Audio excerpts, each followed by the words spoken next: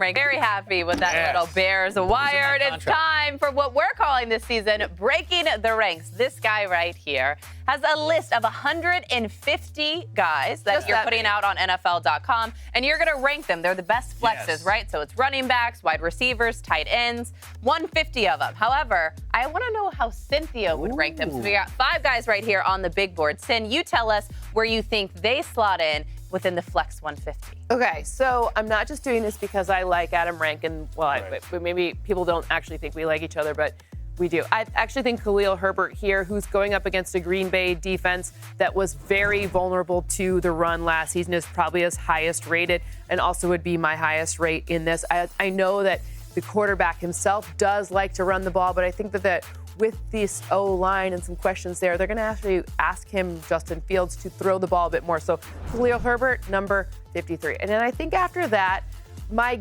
guess, but also what I think here, I think that, no, I'm going to go with Christian Kirk there. Okay. I think Christian Kirk, number 2. And then after that, I think maybe a little George Pickens action. Okay. I would downgrade him a bit because he is playing the San Francisco defense, and that's not a very fun thing for anyone to do. However, there's been some changes and some questions to the secondary, maybe not up front, but the secondary. So perhaps Pickens then gets into the end zone because of that. And then I would guess probably a DeAndre Swift up this high because we saw an injury to George Kittle earlier in the week. He's dealing with a groin injury.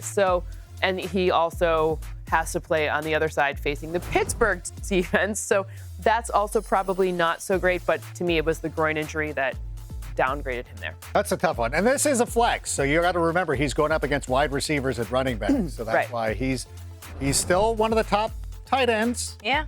But it's not. I'm not nothing. No shade against him. No shade. No shade. This is just how Cynthia did it. Right. How did you do it? What are the differences here? Or did she nail it? We agree with George Kittle. And that's it? That's the one we agree on? Yeah, you know what? You would think that I might have had Khalil Herbert up there. I actually like George Pickens in that spot. I think that George Pickens has got a really good opportunity. You heard me earlier in the show talking about how we're going to bench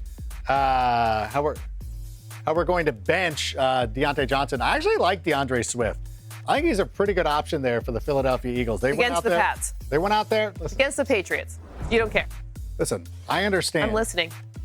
They've got to run the football. I think they want to use a more concerted effort to run the football this season. I know that Jalen Hurts has 23 rushing touchdowns over the past 2 years, but this is your anti-Jalen Hurts. This is to make good on your Jalen Hurts isn't going to rush for as many touchdowns. I mean, maybe. Well, at least you're internally consistent. This is a player that they went out there and got for a specific reason. Yeah. So they went out there, they got him, they got Penny, and even with Kenny Gainwell there, I still think that DeAndre Swift's going to. I'm going to have to ice skate home. Look at this. Khalil Herbert. What's wrong with that? Just feels really low. What about Christian Kirk here, though? I still like him. I know that everybody loves Calvin Ridley. It's been one of those things that everybody's talking about. That's like the buzz of the preseason. The fantasy community loves Calvin Ridley. Yes. Anytime you have something new, everybody's just got to be on board with it. It's listen, if you get to play one guy who's played since week 7 of 2021, make it Calvin Ridley. If you want a guy who went out last season and crushed it for the Jacksonville Jaguars, who has chemistry with Trevor Lawrence, you would want Christian Kirk in your lineup, and I think that he's been one of the most slept-on players in all of fantasy football because we saw him last year play very well. And even myself, I was a little concerned about the money they were giving him, but you know what? The Jacksonville Jaguars certainly weren't concerned, and he went out there and he paid dividends. And you know what? The Khan family sometimes throws around that money. Chris Jericho gets a huge contract. Orange Cassidy, Kenny Omega. And the Rails. Switchblade. We've